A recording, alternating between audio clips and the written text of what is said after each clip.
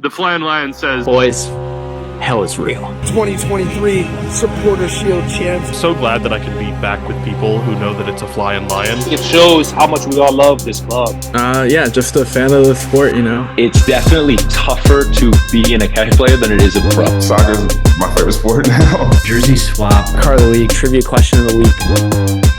Welcome back, everyone, to the Flyin Lion podcast. Another positive episode here, talking about an FC Cincinnati win, and now 3 wins in a row for the first team. So we're on quite the roll. We knew we might get to this point, Sam. We're finally starting to build some momentum. How are the vibes? The vibes are always good, especially when you've got 3 points almost every single week now. Getting back into the rhythm of things. I know. Like you said, the vibes are really positive right now, and we're not even at full force yet, right?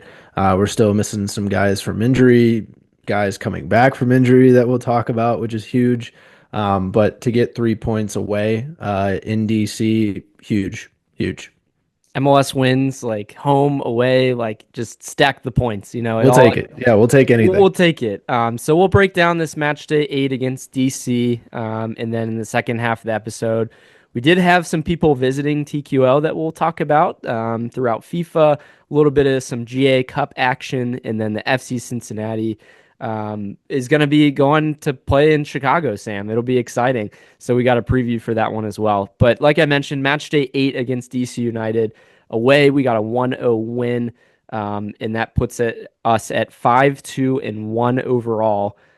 Sam, the weather for this one was a little bit on and off with some rain. It feels like the whole month of, I guess April now has been rain involved with all these matches. But I thought my, first thing in seeing that it was going to rain is how is the pitch going to hold up in DC? I know that's immediately what I was thinking too. I know in the past, like you remember seeing the standing pitch, water like on the field that they have, like every single time we go to play there. It's Miami and DC always have like standing water. Yeah, I was thinking the same thing. Obviously, April showers, right? So we're in the thick of it. But yeah, I think the rain obviously off and on, like you said, didn't look like too much during gameplay though, so that's solid there. But we were seeing pre-match too, Ryan, on Twitter, the press box conditions, right, for Tommy G and Kevin,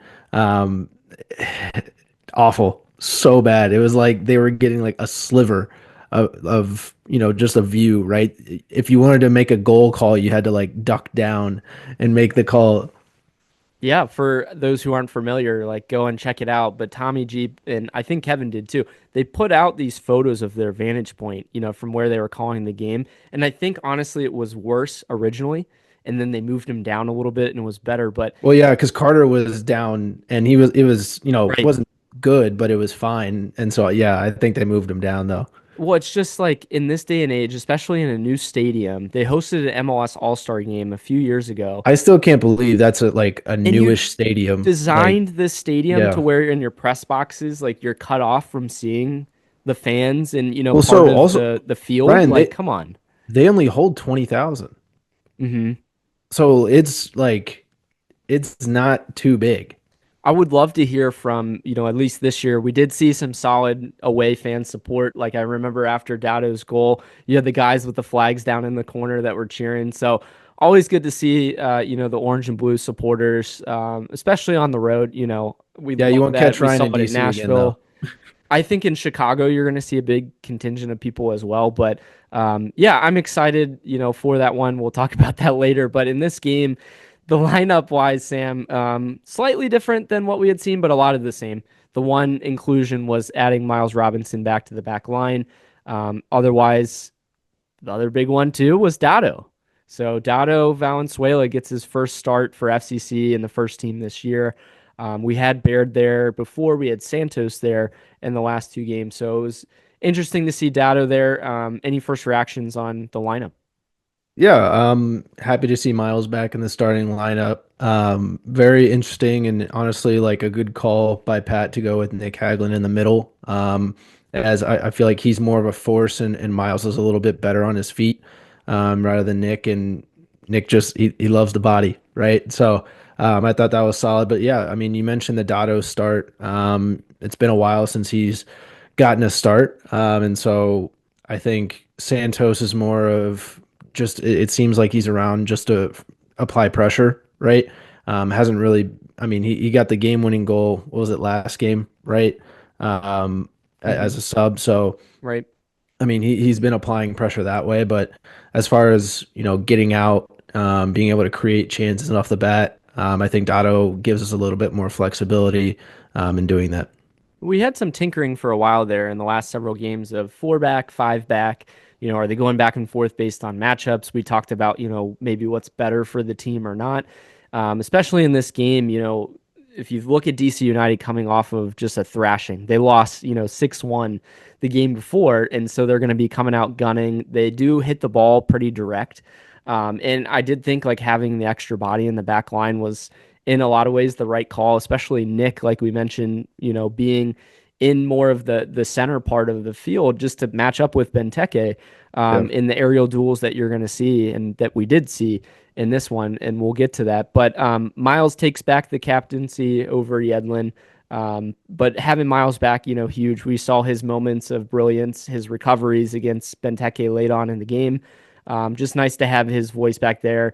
I think you had even made a comment about, one of his recoveries and someone was like too slow or something. And I'm like, this guy just tracked Benteke down, and slid and honestly like great positioning to not even get any of the body in the box there too. So yeah, I thought that was a little funny, but yeah, I felt like overall the lineup was strong.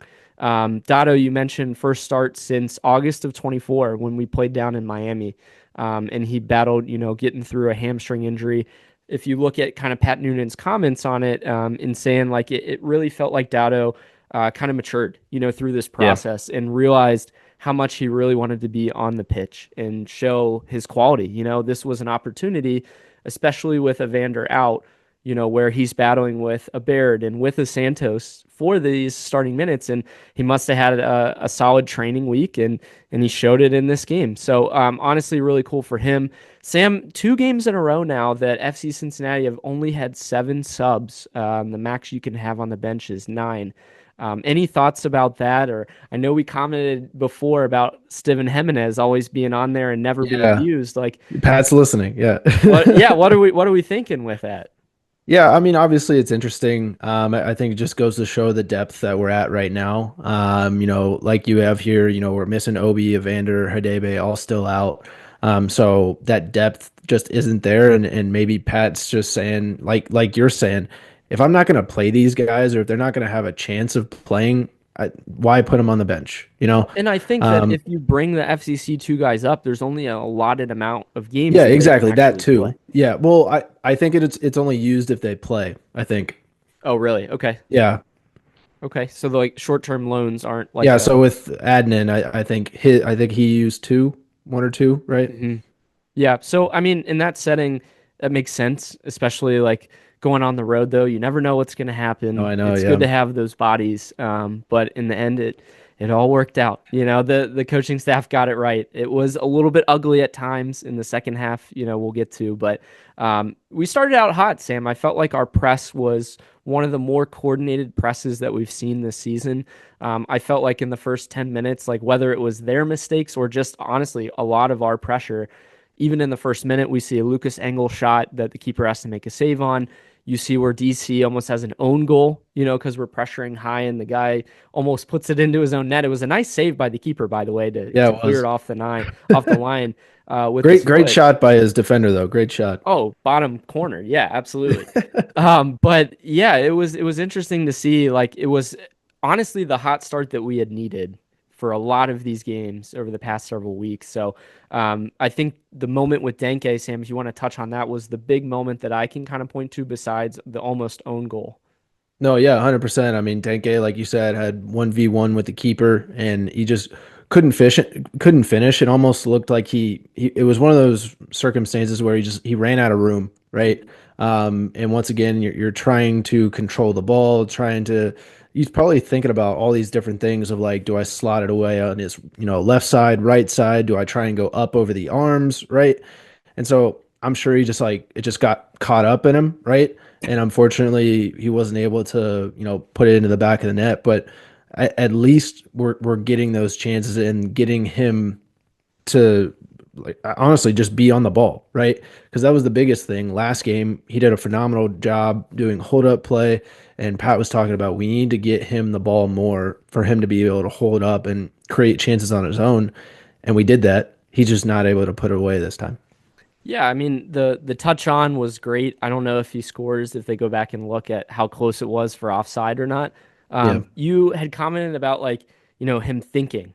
Like I think as a striker, you just have to kind of like react No, and yeah, you you got to just go do. with Yeah. like, Especially if you're and just a finisher. Yeah. yeah, you don't even like think about it. You just go and then you just slot it away. You just do it. I think I think it was last game. Yeah, he solely went off his instincts on that one shot, right? Where his back was to goal and he just Mhm. turned around, whipped it, right? Didn't even look at the goal, just trusted his instincts. I feel like one of those Right. moments, like you got to do it again. It's just, hey, trust your instincts. Yeah, I mean, and when you have that long breakaway, it's hard not to think about, all right, what am I Put it going to on, do? yeah, Like just the put it guy's on coming at goal. me. And in that moment, I think sometimes it's difficult, but you see strikers in form, just slot that away without even thinking Yeah. about it. But eventually we do end up getting the goal. So in the 28th minute, we had a nice press and it forced a turnover. Dado gets the ball and fought off a defender, which I think they went back and actually looked at for a foul.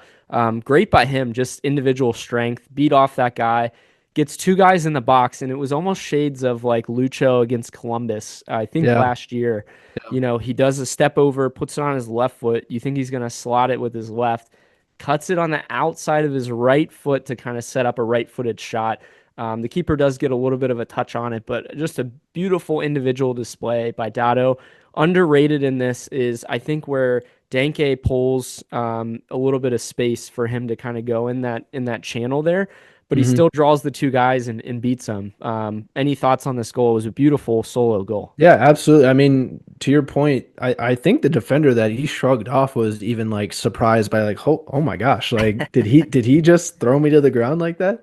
But yeah, I mean, obviously the body control. I mean, we talk about guys like Orishano Acosta in the past that have been able to be slippery and just be able to contort their body enough to throw off the defender. And this was Dado to a T, right?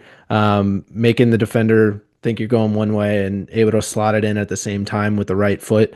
I mean, honestly, pretty impressive considering the guys have to know, hey, this is his. I mean, maybe there's not much of a scouting report on Dado, but like you have to know that his right foot is his dominant foot, right? Like he's gonna try and curve it in, play it to that right boot, right? Be able to open the hips a little bit. And my goodness, does he put on a display with that goal right there? Yeah, he stopped on a dime. Like, I mean, and you're going the left and then you switch it to the right like that. That's hard to defend. And yeah, I mean, just individual brilliance. You see his quality a lot, but you haven't seen that finishing Yeah, result, and you finally 100%. see it in this moment. There's a lot of people I think that I had been calling for Dado, you've been calling for Dado to get a Yep. chance, and it's like he hasn't really like proven it, and what we need. And I think like to Pat's credit for giving him the start and probably some confidence with that. It led to, him just saying, look, like, I know I can be the guy here. I don't have to always look for the other guys. They probably gave him some more freedom where I felt like in the past, like he's tried to live up to more of an Well, to his credit, Ryan, I know you and I had been talking the past couple of weeks, right, about hey, we need another midfield piece, right? And we'll talk about that a little bit later. But I mean, Dado shows up and he goes, "I don't think you'll need another midfield piece. Like I'm here, right? Like I'm your depth. I'm right here." Yeah, so he puts us up, 1-0 in that moment. The second first half goal that we had seen on the season in MLS play. So I mean that's what we had been calling for, is just to go up. And honestly against a DC team that, I don't think is great. Obviously it's a close score line, but you got to score that first one. And it Yeah. only builds, especially when you play on the road. It's so tough to sometimes win in the MLS. Well, especially the longer the game goes on, right? 100%. Yeah. 100%. Yeah. So to have that moment was huge. We go into the break and you felt like you had some decent chances even to make it more than that. Mhm. On the flip side of it, in the second half, besides a real one chance I can think of was where Miles played a nice through ball to Dado. Dado hits one wide. It probably would have been offsides on it, but I mean, on the offensive side, Sam, like it almost felt night and day. I do think like Dado was playing a big piece or bigger piece than what we had originally seen, with kind of connecting the midfield. I think in the first half, if I want to give the team credit, it was the best I've seen at them quick passing and one touch passing. It Yeah, was yeah. quick, it was outside, inside, back, around. And that's what had been missing. I mean, they had done well at sustaining possession because the other team allowed for it. But in tight spaces, quick one pass, touch, move, you saw more of that happen and more of a coordinated attack. The second half, you just didn't really see that, and you didn't see the maintaining of possession. I think that was the Yeah. big key, and I think that's what Pat had commented is like, it's hard to win, these games or even to play in the second half if you are always under pressure. You're always Well, taking especially fouls. like their style of play, right? Like Pat loves to play with possession. He loves to build out of the back, be able to, like you said, just be able to ping, ping, ping, and then like, Does he you know, love to have possession though? I feel like he does. I I feel don't like he know, does. man. I feel like he does, but like I just feel like this year it's not been. No, 100%. Like he loves to have possession, but it almost feels like this team, right, doesn't doesn't do that. Like we play quicker when we play on the counter, or Yeah. like you said, like we're able to high press, turn the ball over, and then we create a chance, right? But I mean, for some reason, we there will be moments, right? Usually at home where we'll have possession for a good, 55, 60% of the game, and we're That's putting up a goose egg. So that's the tough part. It's like I think teams have learned that they can play us that way where they can sit back and Yeah. try to see if we can break them down. And that's where I think it's been tough to see like, okay, Denke gets the ball and can hold it up, but what are we going to do with it? Yeah, We there's can got to rip it be out cohesion. wide. Yeah, What's the final result? What are the balls in the box look like? I mean, all of that has to be better. And then the second half is kind of where you saw it fall apart. Like I felt like Denke, did decent at some holdup, but other times like we're trying to relieve pressure and they're coming right down our throats again. Like we need to be able to sustain it, allow the back line to get out of our own area yeah, and do what we did in the first half, which is play quick and you can beat this team. If you get another goal, you put them down, yeah, yeah. and that's where I think like the lack of the killer, hey, let's go and stomp on their throats thing is kind of missing. And you see, honestly, like Miazga comes in later and you get at least a little bit more leadership and energy there. I think he comes in, 84th minute and he immediately says, I want Benteke. He's yelling like, I got him. He's my guy here. So, we love that energy and to kind of bring it hopefully in the future for those moments where, look, we are on the front foot, guys. Like we are winning. We can go and play and get another. I just feel like we've talked about it so much on this podcast is just when we go up, we kind of get complacent with it. And we Yeah. feel like, all right, that's good enough, and you see teams that just bring more energy. So how can we kind of build on that? And I think in the second half, that kind of encapsulates it where I think the other big moment was Miles on the recovery against Benteke, but there were Mhm. several other moments where, shout out to Nick Haglund for really manning him Putting in the body on the back line. line. Yeah. Yeah, and winning headers and just being a pest, making life difficult for Benteke. I felt like, so this is a deep pull here. If we go back and look at Zlatan Ibrahimovic when he played at Nippert, and Nick was man marking him, he frustrated him. But I didn't feel like Zlatan was as like interchanging. He was like there, but he wasn't there. I felt like Benteke was actually in this one and they were battling and Oh yeah. frustrated him all night. Like first half, he's yelling at the ref that Nick had pulled his jersey. Second half, on every Same single thing. one, Yeah. it's double, triple him in the air, but Nick was just being a pest. And honestly, it was brilliant. That's what we needed. Well, that's one of those moments where you're proud. You're very proud of your back line because when you tell him to find a body, he's finding a body, right? And that's something that I hope and this is one of those moments where you're like, man, I wish Noah Adnan was on the bench watching this performance from seriously, because like he could learn a lot from Hagelin. Like, hey, you talk about man marking. Yeah. Hagelin put his forearm into that guy's back and did not, like, he left it there the whole game. Well, I feel like this style of forward play, like it kind of aligns well for what Nick can do. If they Yeah. play into channels and into space, like that's when Nick can sometimes get beat. Or when they ask him to play with his feet and they pressure him, that's when he can get into trouble. But when you ask him to man mark in a physical battle and to win balls in the air, like Nick doesn't hardly lose those, even coming off his injury. So, it was impressive to see the guy gets snubbed. He does not make team of the match day and definitely deserved it. But we end up winning this one. We pull it out. There was a lot of shots at the end that made me a little nervy, for what it should have been. We should have just honestly dominated. But the second half play didn't demand or didn't, show that. Yeah. But we still get the win. It is the Yeah. most important thing. You get 3 points on the road. A win is a win in the MLS. Like we Well, so talked about. at the There's end a of the lot to game, improve of though. at the end of the game there, Ryan, I want to get your touch on this. Obviously, Matt comes in, right? And we see Miles move to left center back. Hagelin stays in the middle and Miazga's right center back. Do you feel like that will stay that way considering Hagelin's performance? Or do you think eventually over time we'll move Hagelin, to the left or to the right? Probably to the left, I would assume, put Miles on the right, just because that's his dominant foot. And then put Matt in the middle, or what are your thoughts? So are we talking in the near future or like long term? I mean, when Matt's starting, like if Matt were to start, Okay. right? If Matt were to start, then honestly, like the way that Flores has been playing at left center back, it's hard to go against him. I think even Hidebe has to beat him out for that spot. I felt like he's played fantastic in the last few games. Hidebe was kind of hit or miss in the first part of the season.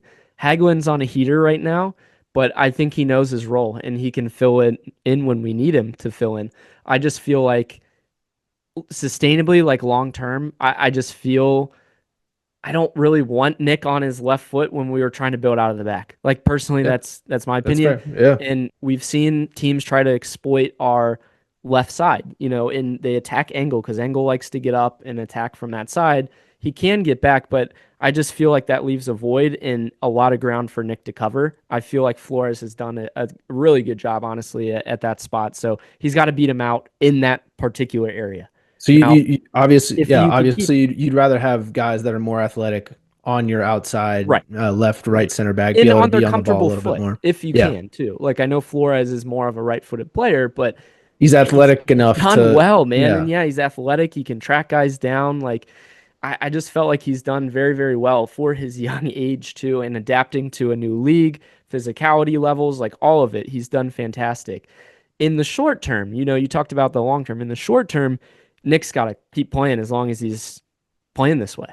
I think, eventually Matt is going to come back and he's going to gain minutes. But yeah, Nick's been great in the last few games for sure. So that's a good thing. That's a great problem to have, is just that you have people that are competing for these center back spots and you have so much veteran leadership to lead like a Gilberto Flores. Mhm. Look at Miazga, look at Hagelin, look at Robinson that can show this young buck how do you take your level to the next step. And there's nothing more that you could want from that. Could we even bring in another U22, outside back or midfielder or something, for these guys to learn from all of the experience with Yedlin, with Obi, it's just from top to bottom, so much of that. Yeah. So it's pretty cool to see. But overall impressions from this one, like I mentioned, we're now third in the Eastern Conference, technically tied on third with goal differential. Charlotte is there, and then Columbus is on the top.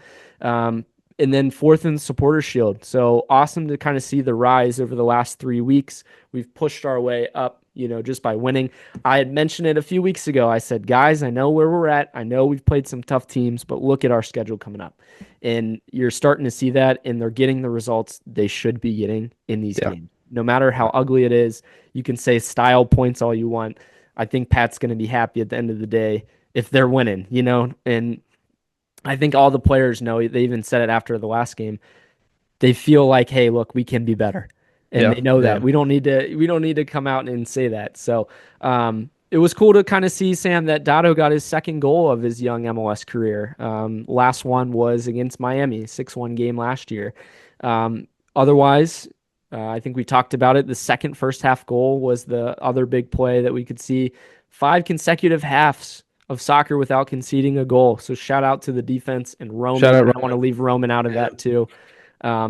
Unbelievable. I think the defense is really starting to get to the point where I feel a lot more confident about him. Granted, it's against a little bit lesser of competition, but you're starting to get some health back in there. You're starting to get some veteran leadership back in there, and you're going to see a lot of that straighten out. I think someone made a comment on one of our posts about like, it worries me, the defense. I think wasn't it a point about the defense and how close some of the games were? Yeah. Look at our shield run in 23 and all the one goal games or the 1-0 games that we won.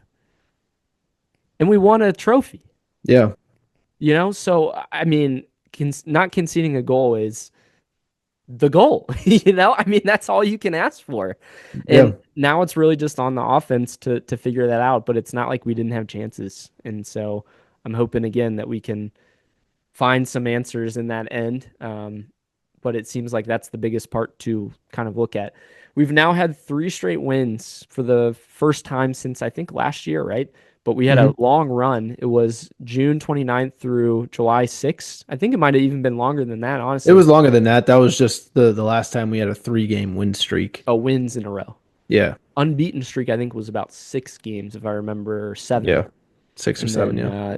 23, we also went on like a 6-game run. It's always around this time of the year, isn't it? Like Yeah, early summer, Yeah. find a heater, like right into like June. The fans love it too. I mean, it's great weather in Cincinnati. Yeah, yeah. But what are your overall vibes coming out of this one? Yeah, overall vibes, obviously, like you said, 3 points on the road, right? Can't ask for anything more. I think, you talk about winning close games, and we could talk about all day how in the past, right, past FCC teams, obviously pre-2023, those teams were always they would get into those one score games, they'd go up one and would either concede 1 or 2, right?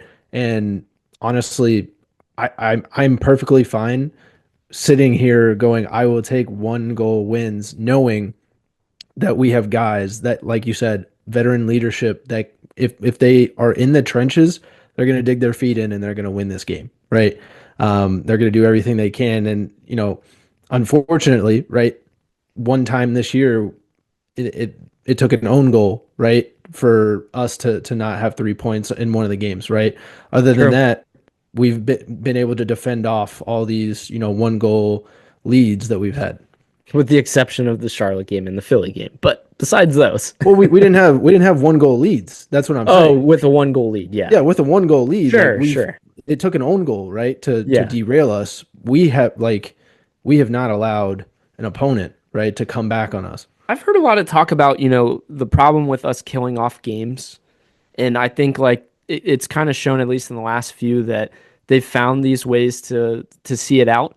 It's so nervy, it's definitely the Cincinnati way. We've seen that over the last few seasons.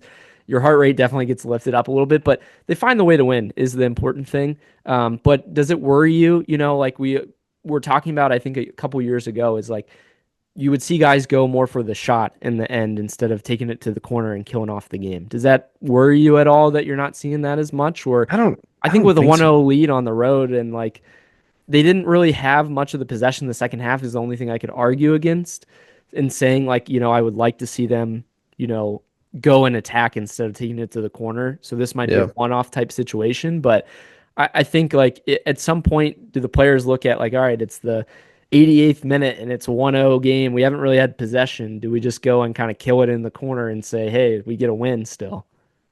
I mean, to that degree, I think you just feel it out for the game, right? If you're just trying to kill it off, right, and say, you end up turning it over in the corner there, now you just give them back possession and you had possession, right? Which is something that you hadn't had, that whole second half. So, I mean, it's like a be smart sort of thing. Yeah, like, exactly. Feel out the moment. Like if you're taking sustained pressure and you boot it to the corner, like that's still better than playing it to the middle. So yeah, I think it's being smart, and maybe you see that more with some of these more veteran guys coming in and directing that. But overall, yeah, positive, man. A win's a win. Come out of it feeling good about it. I got a trivia question for you if you're ready. So go ahead. Trivia question of the week that is presented by Goals TV, Sam. How many former FC Cincinnati Academy players have scored for the first team? That's a great question. It's a great question. I've got 2 players on my mind, so I'm going to go with 2. And Dado is the one, and then I'm going to go Kimi Ordonez as our second one. Sam's locking in 2. You guys will find out the answer at the end of the episode, so stay tuned for that. Hey, FC Cincinnati fans, we are pumped to share our new sponsor, Peak Cocktails. I'm sipping on the passion fruit margarita, which is so spicy and it makes me feel like I'm on the beach. Ooh, that sounds great. I'm drinking the blood orange spritz, which has a great subtle ginger flavor coming from its scientifically formulated recipe to promote exercise recovery, enhance relaxation, and support a better night's sleep. Ryan, that's exactly why I love them. Their cocktails are designed to fit seamlessly into your health conscious lifestyle, giving you the enjoyment of a delicious adult drink without the downsides of alcohol. Guys, next time you are looking for that post-workout drink or an afternoon pick-me-up, grab a Peak Cocktail. Visit them at www.peakcocktails.com and use the code FLYINLION at checkout to get 20% off your first order. Zach, enjoy your drink. Welcome back, everyone. Thanks for joining us tonight, and I guess today, whenever you're listening to this. Thanks again for tuning in to the Flying Lion podcast. We really appreciate it. We hope you guys enjoyed listening to Carter chat last week. So if you haven't, go back and check that out. It was a really nice kind of beginning of the season vibes from him. And we enjoyed talking to him. Love to have him back on, maybe middle of the season, end of the season as well, to kind of recap what's been going on. But Sam, it's a positive week. So we're going to start off with our jersey swaps. Who did you have for your jersey swap of the week? Yeah, jersey swap of the week for me is going to be Nick Hagelin. We talked about it. This guy put his body on the line, shutting down Benteke. Ryan, he had 16 clearances, 9 of those with his head. That is the most clearances he's ever had in his MLS career in a match. Obviously, with the help of the rest of the back line, they were getting under Benteke's skin all game. And I honestly, I think this was a statement game from Nick to show he's fully back and that he will continue to be a pillar in our defense, regardless if he's starting or coming off the bench. Yeah, well said. I think your graphic you put out of Benteke on his shoulders, go check that one out online. It's pretty funny. But Hagelin, had it all night long. He had Benteke. He steps up in a big moment because I feel like this one-on-one individual battle kind of sets the tone for the rest of the team. Because Benteke, honestly, is like their only main attacking player. Let's be honest. Yeah. Still hasn't scored against FC Cincinnati. Just putting that one out there. But shout out Nick. Yeah, 2 games in a row now with 90 minutes. Again, coming off of a major injury. It's good to see him continuously out there and making a difference and excelling. He got snubbed. Match day. Like he definitely deserved it. I think Miles gets on the bench, but Hagelin, if anyone was watching this game, they know what Nick did. Yeah, well, it's one of those things that doesn't show up. Obviously clearances do, but as far as like what he did physically on Benteke, just that doesn't show up in the stat sheet. That's just sure. And for reference, like for those who are listening, like Benteke, why this guy's a world-class striker. And if you go and look last year, I think he had like over 100 more aerial duel wins compared to the next best person in the MLS. Well, he's also got the most shots in the MLS right now still. Mm-hmm. And I believe some other ridiculous stat, right, that they put out there. Yeah, and he's always an all-star almost every year too now. But it's great to see Nick stepped up in a big moment. But my jersey swap of the week is going to be Dado Valenzuela. It was an easy choice, but stepped up in his start, for FC Cincinnati in the first team. You had seen him kind of swing between FCC2 and the first team this year. You see him come in this moment, dices up some defenders, gets a nice goal, and is out by the 65th minute with the lead, and we're feeling good about it. But in all seriousness, I feel like he slotted in well. It was kind of really cool to see him and Orishano as dueling tens in absolutely. A way. He floated off more to the left side, but he could cut in on his right, similar to what Evander does. They play in a little bit different style of like a 10, if you want to call it. I don't think he's more like a outside winger. I guess you could put him there, but he excels when he's in the middle there and creating. And I felt like he did a really good job. Like I mentioned earlier, is just kind of dictating the play and allowing people to kind of get in different positions and to play it out where we needed to. So shout out to Dado. He did really well. Yeah, absolutely. You saw early, right? He had a shot on goal, I believe, early too. That kind of, it was like, oh, okay. Like, looks like we're gonna, like you had said earlier, like looks like we're gonna be seeing more from Dado in this game than you would have thought. And that kind of led to more chance creation. You saw him being able to play those in between little like tight space passes with the guys up front, and it seemed to work really well. He excels in that like possession up there Yeah. and the quick passes. Like I don't feel like no knock on Baird, no knock on Santos, but he just kind of fits the like pass and move mold a little bit better in like the quick style of like skill, that I think like Orishano would want to play with that they did with Lucho, like that quick 1-2 touch move, and that Denke's kind of been looking for as well. So, Sam, I pose the question to you: does he get another start? I mean, in how many, what's the time frame here? Oh, 'Cause sure. I Yeah, believe, even next match, like if Evander is not in. once again, if Evander doesn't, start, I think you're giving Dado the start based off of his ability to be able to finish, right? I think, what we've talked about in the past couple podcasts is Corey Baird has been good, right? For FC Cincinnati. He just has not been able to finish those chances. This is a recency bias. Let's just say that. Like he historically has not 100%. been able to finish chances. No, but, yes. but like if he's gonna ride, okay, he's confident, then Yeah, especially a confident player. And Corey Baird, right, veteran guy, is able to curate confidence a lot quicker, right? Because he's been able to do it and shown he can do it. He's got the quality to do it. Whereas a guy like Dado, like you said, he needs more confidence. He needed to see one go into the back of the net in order to, okay, like, all right, now I know my role, right? Or like, I know how I fit with these guys. So yeah, I could see Dado start next game, especially if Evander doesn't go. If we see what we saw in the first half with them, like I think that's a pretty good looking lineup. Especially the first 45 was pretty dang solid. So I wonder. Go ahead.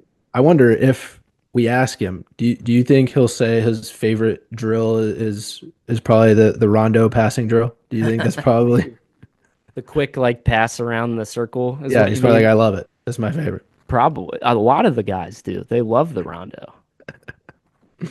Yeah. On the flip side, though, card of the week, Sam. I'm curious to hear. This seems to be an outside of the MLS or soccer based card here, but let's hear it.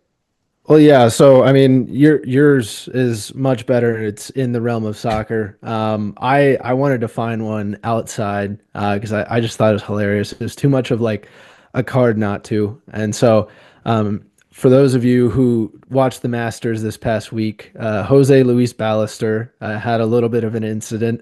He's an amateur who played in the Masters. He's a senior at Arizona State right now. During the first round of the Masters on Thursday, during the infamous 12th hole, he relieved himself by Rays Creek. And the funny part is that he had no idea where the restrooms were by the 13th hole tee box. There were restrooms available, and he just didn't know or forgot about it. The funny thing is, though, he said that he would do it all over again if he had to. And obviously some other people were also upset with him because he wore like an upside down hat for the Masters, and it wasn't appropriate for the occasion. So it was quite a week for him. I don't believe he made the cut. Yeah, this was a wild moment. I think he was paired at the time with like Scotty Scheffler, Justin Thomas, and JT. And like, I'm thinking these guys are looking at this amateur, like, what is this guy doing over here? I was thinking of like, what would the soccer equivalent of this moment be? If like we were like going to do like a PK shootout and the guy had to like go, pee real quick in the locker room or a corner kick. Like, right. Yeah, he's just in the corner. Well, Sam, like, I think I sent this to you. It was kind of related to what we're talking about. Did you see the PK for the Monterrey game? Yes. So the keeper for Tigres turns around and faces away from the PK shooter to start the PK, and then the guy's going to blow his whistle and then turns around and like is going crazy. I'm pretty sure the ref said something to him. He's probably like, you have to turn around. Yeah. I don't know why he has to. He's on the line. Like, he can do what he wants. Ramos not a smart idea, but Ramos was talking mad crap to him. Yeah. But yeah, this Masters moment, Ryan, I have no idea what is going through your head, like, and apparently too, and like in the most hollowed of grounds. Well, he said people were clapping too, right? Like, people saw him peeing and were like clapping at him. It's like, what is going on? That's wild. Especially there. Oh yes, especially there. 12th hole. You're at Augusta National. Like, probably the biggest tournament you ever played in your life. Like, Well, people were going like, this is such like an Arizona State type move, Fair. right? Of just like, hey, Yeah. he was probably like drunk. He was probably, like, but very wild. What was your card? Sam, I'm gonna go 2 weeks in a row and have a card here against the Cleveland Crew. So Columbus Crew, Cleveland Crew, as we're gonna call them this week, is playing in Cleveland, where their owners are based, the Haslams, against Inter Miami. For those who did not realize, it's been all over the web. They had a graphic out today of the Crew logo and the Miami logo on some football helmets, saying how excited they were for this match to happen. Bad look, man. This is a bad look. Season ticket holders for the Crew did not even get seats for this game. They had to purchase it at a discounted rate. They have apparently buses that are going to be going up. Like, how mad would you be if we had to go play in Lexington against the Crew or something? Like, they literally have 100,000 seat stadium, in Ohio Stadium to play them, but nope, they chose to go up to Cleveland for it. That's a bad look. Very bad look. Very bad look. I know we've touched on this when it first was announced. We are like, this is bad. Like there's a reason that you build a soccer specific stadium. It's to play soccer in. And honestly, Ryan, I think this is just, it's really sad to see the streak. I think Chicago this past week was like, oh my God, this is our largest crowd ever at Soldier Field. It's like, good for you guys. You set another record, like in a stadium that is usually empty. But once again, like with the Columbus Crew thing, I think the biggest thing is those helmets, right? Oh, the Of helmets are how brutal. tacky and terrible that graphic Like, was. you're digging your own grave. Like, I get the marketing team has to like market this game, but like at least market it with like Rossi and Messi, or like you put football helmets on there. Like, it's gonna be a soccer match. Like, what are we doing? It's hilarious. I think, like, obviously as an FC Cincinnati fan, it's so funny. Like, it's so funny. Like, we're playing Miami at home as we should, because we've been in this moment in it's another game. Yep, and Obviously it's a great player, we and like our stadium. both teams, Sam, are undefeated to this point, I think, in league play, and they have to go play in another city for this to happen too. It's so funny. Yeah, up in Cleveland, should be a great time up there. Cleveland Crew has a nice ring to it. It is funny, like with the football helmets, the graphics. You know how you see like, they'll do like, oh, what's the sports, right? The sports team will like swap, right? You'll see like Red Sox, right? Oh, And yeah. then Celtic, like the Celtics will be on like the football helmet or whatever. This is like this, but Columbus plays in Columbus. Like that's the very sad thing. It's like, Well, and imagine like you're like an average whatever I'm sure there's plenty of fake fans out there in the northern city. But for the person that's looking at the schedule, like, man, this team's undefeated. They just beat St. Louis. Like, let's go watch. Oh, wow, Messi's coming to town. oh, let's go. Wait, Sam, does that say Cleveland? We got to go 2 hours north to watch them play. I thought it was a Columbus team. Yeah, Oh man, that's hilarious. That's really funny. it'll never not be funny. Yeah, will never not be funny. Never not be funny. Watch it like just do some terrible weather, or watch him not even show up. Like, watch him not even go. 0-0 draw. 0-0 draw. Messi doesn't play. Alba doesn't play. Busquets travels but doesn't play. Absolutely Hey, ideal. you want to talk about a mistake by the lake? Come on now. Pretty funny. Like, Thank you. I think Cleveland on the side is getting hits here. But it's pretty hilarious. And they even have a soccer team in Cleveland, like a lower level team, don't they? I believe so. Is it USL or It's a maybe- lower USL team, I think. yeah. I mean, we don't even know. That just tells you something there. So, talking about soccer on a global stage here, Sam, the FIFA president, Gianni Infantino, showed up to TQL Stadium with Joe Ellis. Shout out to Joe Ellis, former coach of the U.S. women's national team. I think led the team to a World Cup as well. World Cup. Yeah. But she is now the chief football officer for FIFA, so that's pretty cool. But the two of them actually were there to promote the Club World Cup. Pretty cool. Showed off the ball, showed off Yeah, the the trophy's trophy. massive, dude. Did you So realize how big. big the It's so FIFA? big. It's unnecessarily big. Like It looks like a symbol. it really Like does. it looks like, or like a big Just like gong. yeah, exactly. I don't know if you saw it today, but I think did you see that the vice president JD Vance was holding the trophy Yes, I did. for Ohio State and it dropped and like separated. So I don't know, like when these guys go to hold up the Club World Cup trophy, like they have to get like 5 people to hold it up. Yeah, I mean, it's got to be how many captains do they have on the team, right? Like everybody, like all right, every single captain, like come here and hold this, like. Yeah, it was nice. They had a press conference at TQL, and shout out to Infantino for just saying like the stadium's a jewel. And this dude's been all around the world. I'm sure he hypes up other cities he's been to. Like he was He at says Charlotte. it to every stadium He was at Charlotte before. Says it to every girl. Surely he said like this is a football stadium. This isn't for soccer. Yeah. But I mean he knows quality in football stadiums. I would imagine, right? Football soccer stadiums. But yeah, it was pretty cool to see him there, and for Danke to be the one to meet him after the training session. Like who got to decide that? That's what I really want to know. I mean, the most expensive transfer in our history, right? European guy. Yeah. So maybe there's some background there that I just wanted to know. Like, well, they apparently they both wore number 9, so maybe that Okay. was it. He was like, I just want Right. to, I want to talk with your number 9 player because Infantino used to wear the number 9. Okay.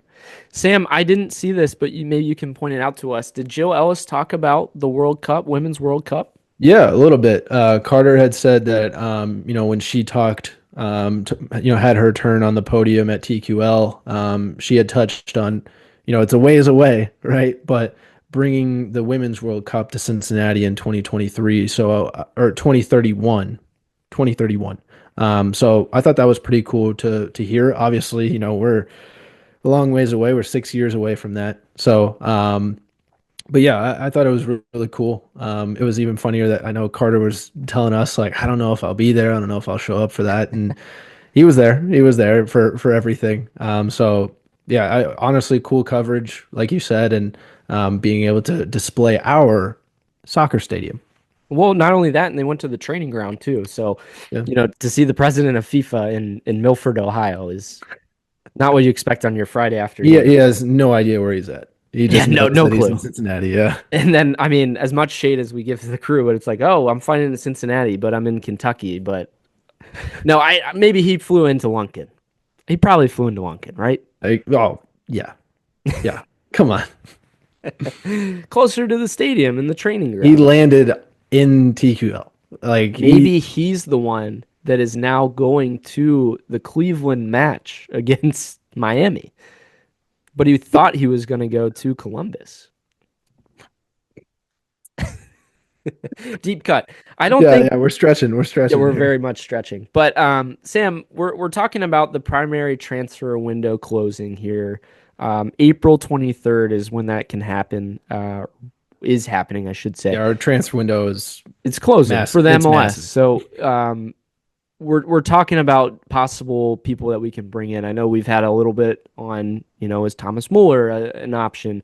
We do have a couple U22 spots that are available. So we had seen over the weekend, I'm going to put it out here. I talked about before Noel Buck. So this young player for New England, he's only played in 2 games this season for New England. So he was left out this weekend. He wasn't even in any of the bench, starting 11, nothing. So do we have some serious interest in Noel Buck? I know one team apparently in MLS is interested. His valuation is around $2 million. I think, again, would provide some solid depth piece, but then Dado said, bet, and it showed out this week. But Noel plays a little bit different. He's more of like a box-to-box. Yeah, he's more guy, of your maybe a little bit central, more that guy that you're wanting to back up Buka. yeah, could learn from Buka. But then again, like Noel Buck is upset that he's not playing, so he would probably come here and not Want to really play because Buka is playing very well. So I don't know. It was just a shout that I had seen again over this weekend. He was left out of the squad. I think before we shouted out like maybe he'll travel with New England and just stay in Cincinnati. Sam, who are you thinking? What's a possibility? Yeah, I for mean, you were for this shouting one? out names, so I was like, you know what, I'll do my research, and shout out a name as well. Similar situation. A guy named Reed Baker Whiting, plays for Seattle. Kind of a midfielder. He can also play some left back as well. He'd be a good shout for the U22 initiative. Around a 1 mil evaluation there, and similar to Noel Buck, he's only played 2 games this season, so he hasn't really been used quite to his full potential there. But once again, he's a Seattle Academy guy. Very unlikely that you get rid of somebody. I mean, it's similar to us and Dado, right? Like we'd have to. It'd feel real bad to give up on the project, right? If you want to call it something like that. But I feel like he could be another option too, being able to play in the midfield and as a left back too, to give some depth in both places. Is that like the most pressing spot you think? I mean, we both No, highlighted absolutely not. I'm midfield. just talking about like just versatility, right? You Oh, talk sure. about But I think the commonality in both of ours is like we said, kind of like a backup midfielder is a yeah, spot of need. yeah, I think still like you have Anunga is a huge upgrade. yes, Obviously we've seen that when Obi's been out now. Who's Buka's backup? Kubo maybe, but who's a good reliable option there? And I think that could be the spot that I would point at. Maybe a right back type of or dual winger. Let's hmm say that as well. Or is it a striker? Do we see another striker come in?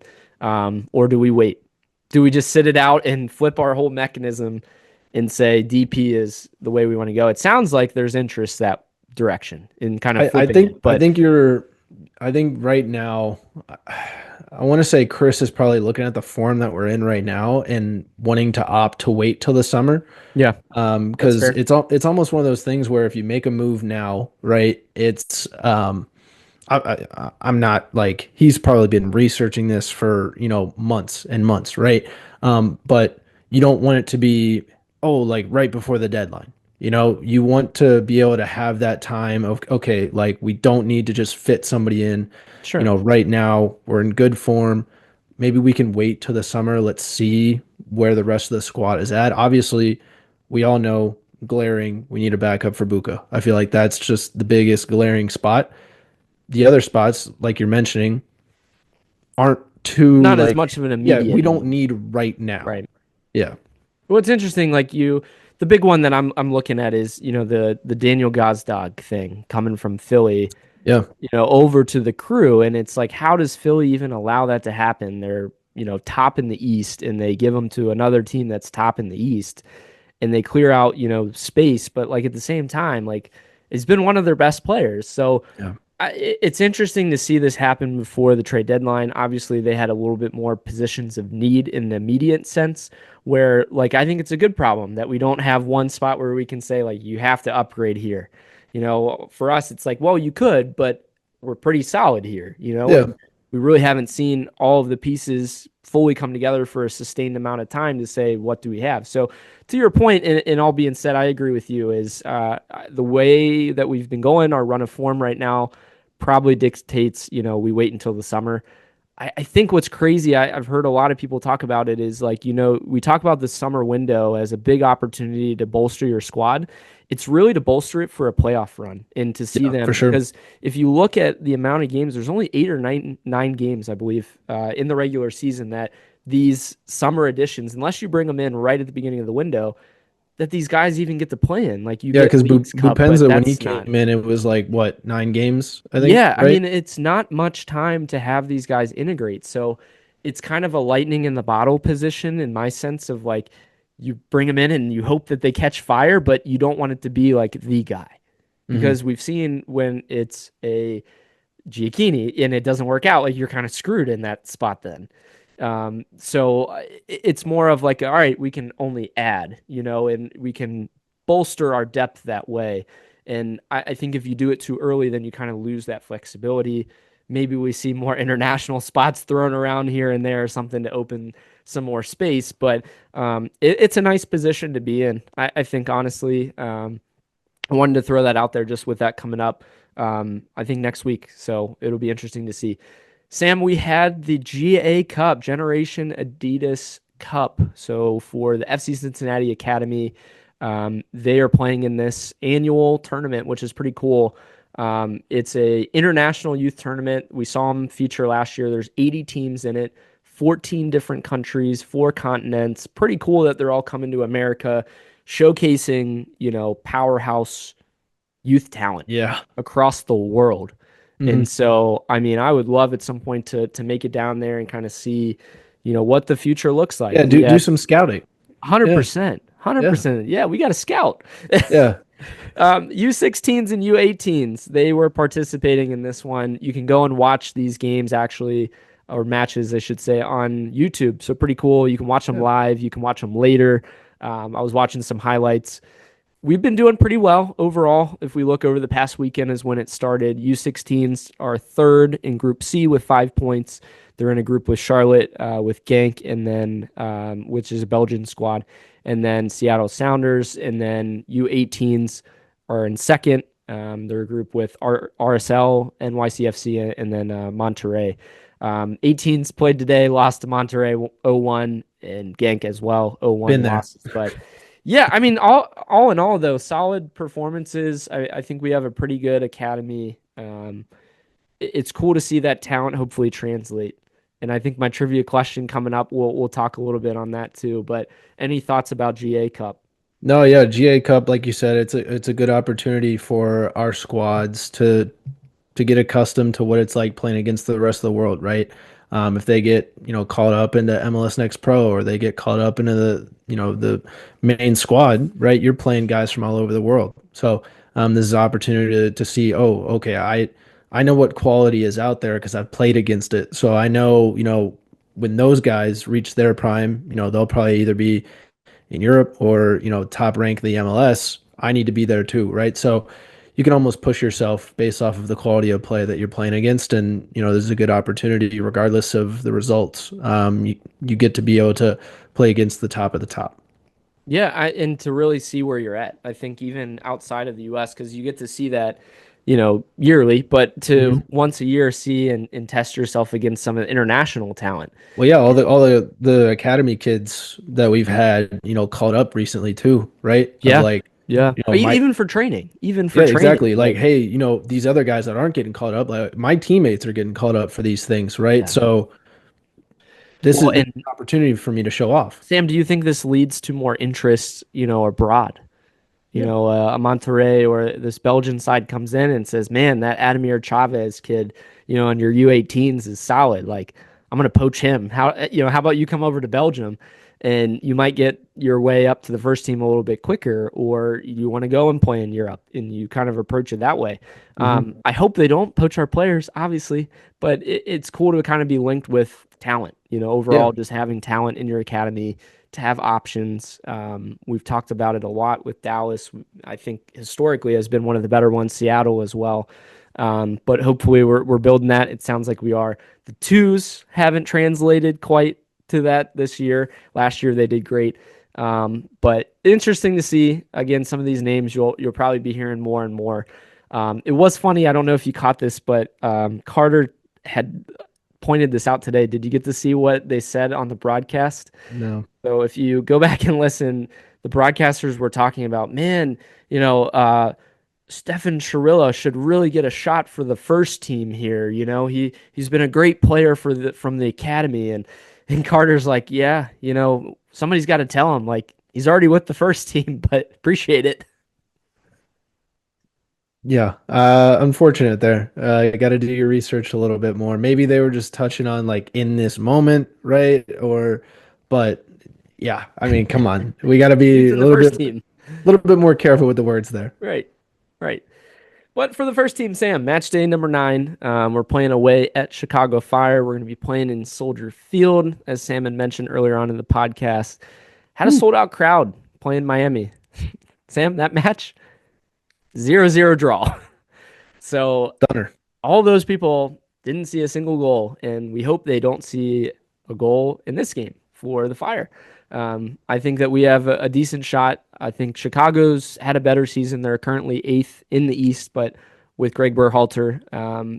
That's the new person, the glaring change. They've brought in, Jonathan Bamba as the big winger. They do have Kuipers up top, big target striker that I think, might be a similar type build to what you would see in a Benteke, maybe a little bit more mobile. So does Hagelin kind of match up with him again is the matchup I'm going to be looking for with that. It's always windy, playing in Chicago. I remember early games last year, even the year before, where the ball is just blowing like crazy. So how is that going to affect things? But we lead the series against them. We have 5 wins, 4 losses, and 3 draws. I feel like historically we've done well against Chicago. On the road, it's felt like we've played fairly well. I think Roman always has big games because he's up around that area originally. So I'm looking for a big game from Roman in this one. Any thought about, do we see an OB back? We've been constantly talking about. I left out earlier the fact that Kubo's been out too throughout this run. It Kubo sounds like too. he had a little bit of a setback, but I think it sounds like OB and Evander might be one of the closer ones. Maybe Hadebe may be a few weeks away, but I'm hopeful. I don't feel bad though if we don't like the No, way yeah, that once again, run you of don't form has feel been, bad at but all. Yeah, with these guys sitting out, especially the form that their quote unquote replacements have been doing. If you're Pat, right, you don't want to rush them, right? sure. Because you want to keep the guys on the field that are playing quality minutes. Like we've talked about, Anunga playing in Obi's position has been phenomenal. Being able to just shut that down at the beginning of your defense, and then, like you said, Hagelin and now Miazga being able to come back and rotate, right? Now we've got Flores, Miazga, Hagelin, like Hadebe can take his time, especially we don't want him to continue to have these lingering hamstring injuries, right? Because we saw it during the preseason. He, into the beginning of the season, he just kept like lingering, right? And so obviously, yeah, I mean, with a guy like Kubo, maybe you want him a little bit more to be able to help facilitate that attack more. But as far as the defensive end, yeah, I think we're fine. I don't think you should rush it too much, but obviously, if we can have these guys on the bench, right, have a sub appearance here and there, I think that's fine too. Yeah, great shout. I mean, the not rushing, like that's the nicest thing for him in a luxury. But do you even want to just fill out your bench a little bit more, just to have at least those guys just to say like they're an option. If it's 15 minutes, you get Obi in at the end of the game and he can go in and dominate, people or whatever. And then that kind of changes the way that we play. But in this match, I hope we can come out and dictate it like we did against DC, and then maybe have a little bit more to show from that.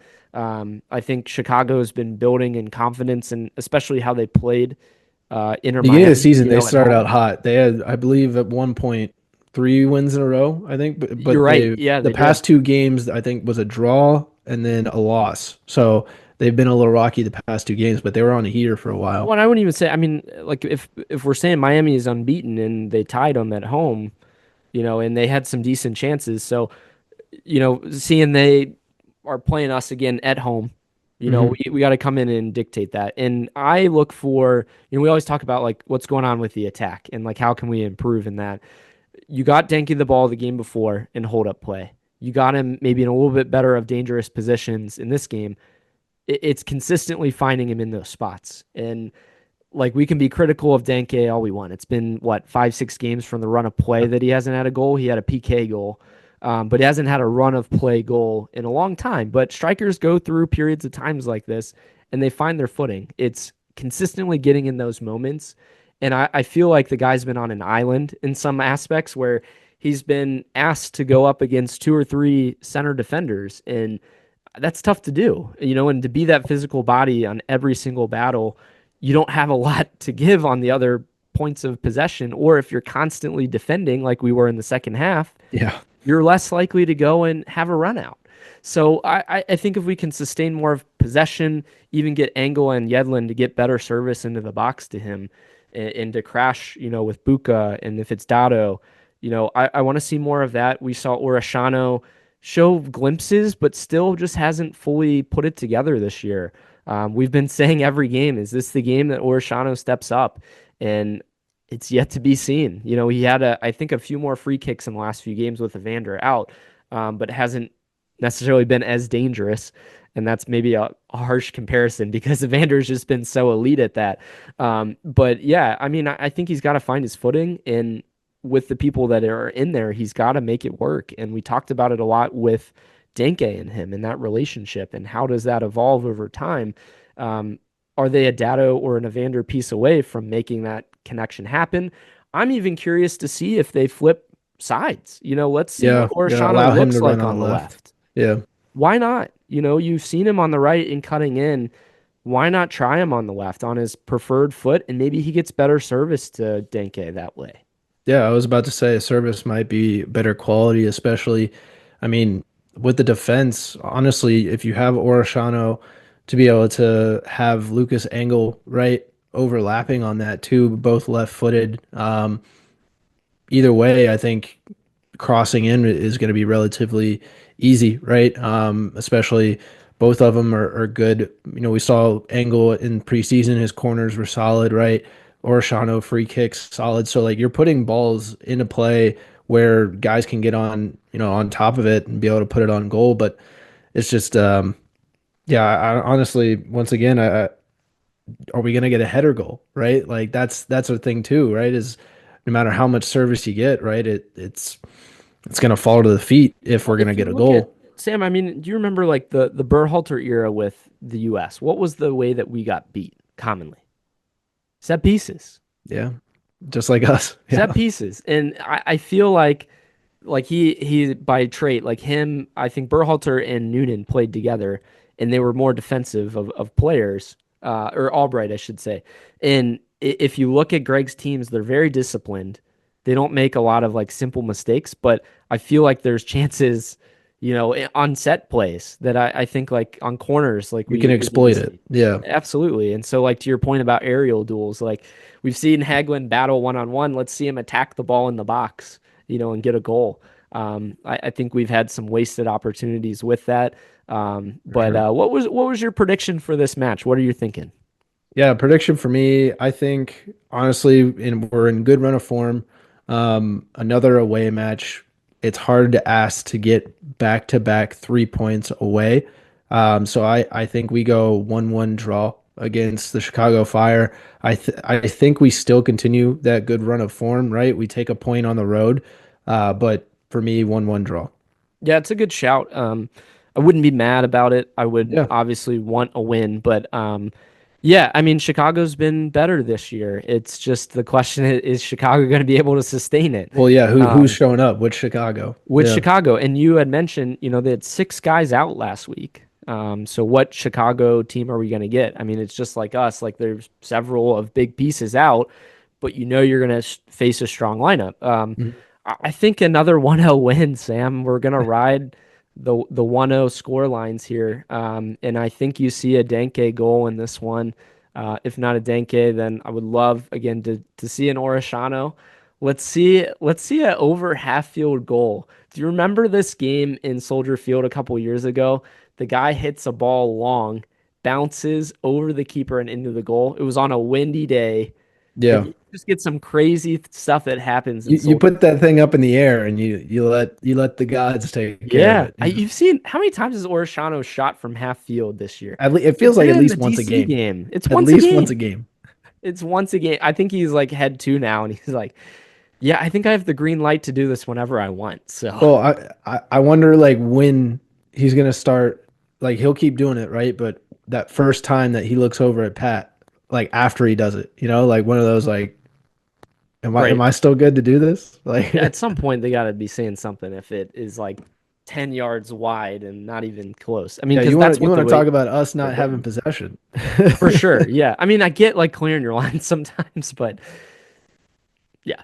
Anyway, I'm excited for this match. It'll be cool to see. Again, shout out to those who are going to make the travel up to Chicago. That's a fun trip.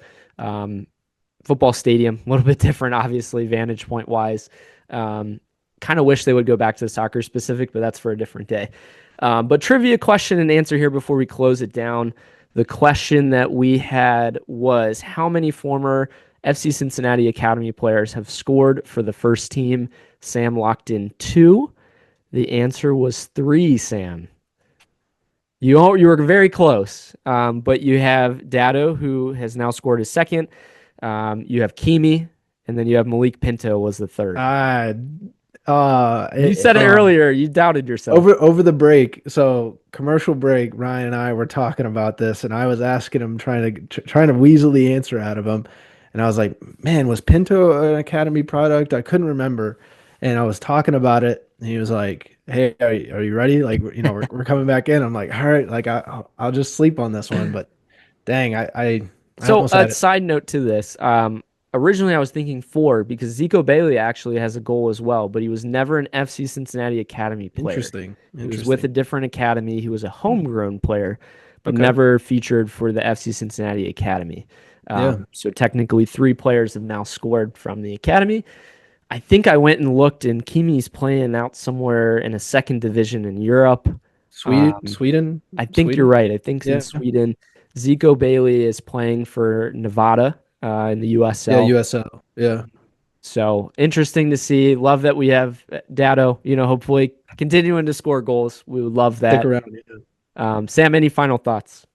Final thoughts are, I think, this FC Cincinnati squad, like we touched on, or that I tweeted out, right? I think we're just a healthy Evander, a healthy Miazga away from us being real dangerous. I think if the MLS sees our performance in the way that we were able to shut down one of the most prolific strikers in the MLS, right?